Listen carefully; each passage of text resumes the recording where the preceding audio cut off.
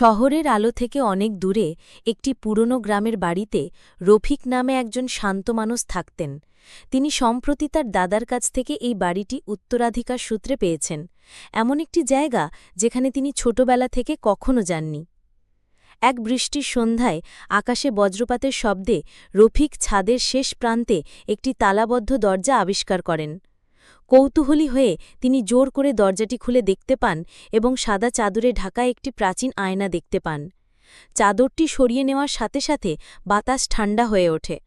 আয়নাটি ঘরটি প্রতিফলিত করছিল না, এটি অন্য কিছু দেখাচ্ছিল।